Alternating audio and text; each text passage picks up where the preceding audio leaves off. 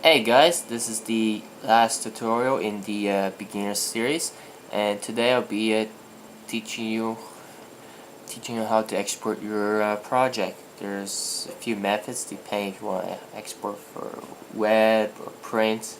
Anyway, so I'll show you. First thing you need to do is go to File. You can go to Export. This is one way you can do it, and make sure you put in the location where you want it, and you could export as AutoCAD file, bitmap, Flash, JPEG, Macintosh, TIFF, etc. I don't like using these formats because I never have use. Anyways, there what you could do. This is mostly for web. You could say save for web, and it opens up a dialog box.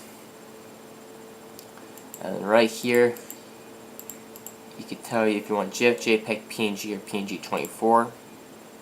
Different formats. GIF uses less color. JPEG is good for images, and PNG it's great if you have transparency. Image size, because it's Illustrator and usually vector, you could change the file size, say 200%, and automatically does that. This is for web, so this is good for web, not for print, and cancel.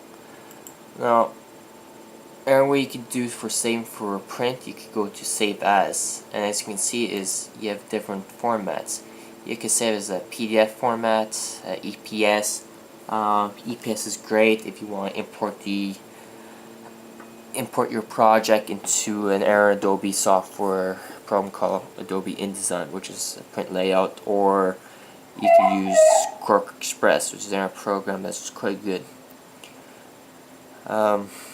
So let's say you want to do it as a PDF, so you say alright, save, and it brings up an error dialog box. You can say I want to save as a high quality print, which is great, and options. Uncheck this because if you're going to be using for print or embedding to InDesign project or a Quark Express project, unpreserved, because it really adds to the file size. Standard, if there's a specific standard that you have to adhere to, you can choose that capability. What version of Acrobat or Adobe Reader you want to open. Acrobat 5 is fine.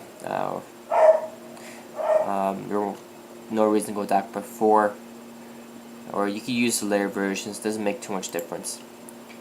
And optimize for fast web view, helps bring down the file. Compression. This you don't really have to change. If you're going to do high quality, it will put everything at max. However, you could customize as you see fit. Marks and bleeds. You can add the printer marks. This I'll discuss in our tutorial what each means. But it's useful options. Output. This is where you can change your color conversions. However, most cases you won't have to use that. Advanced. This is for fonts, so if there's any fonts that you use, you can tell to subset it. However, when exporting it to print, it's always good to change any text on the screen to outline, which I'll show you in a later tutorial. Security. Do you want to add some security? Do you want to say, alright, anyone to open this document, it requires password, and you type your password. Or if you want to use a password to restrict editing, the settings, well, that's good. Also, when you add a password and stuff, you have some permissions. Printing loud, you want it loud to the high resolution, so the highest quality or low resolution, or not at all. Do you want to be able to allow any changes to your PDF that's created?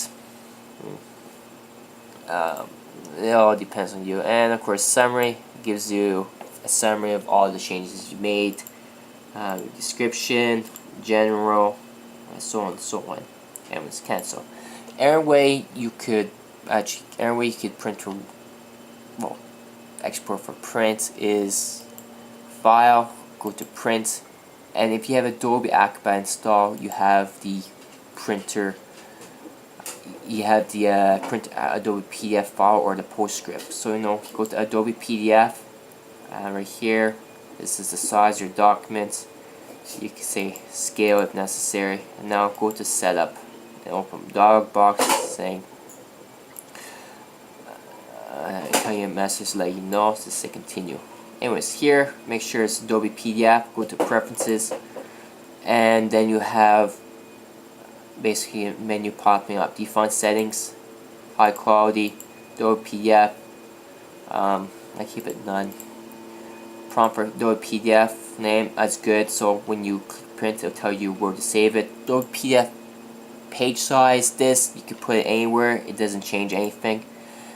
And very good, very important thing is rely on system font only. Do not use document fonts. Uncheck that. Very useful. Accept.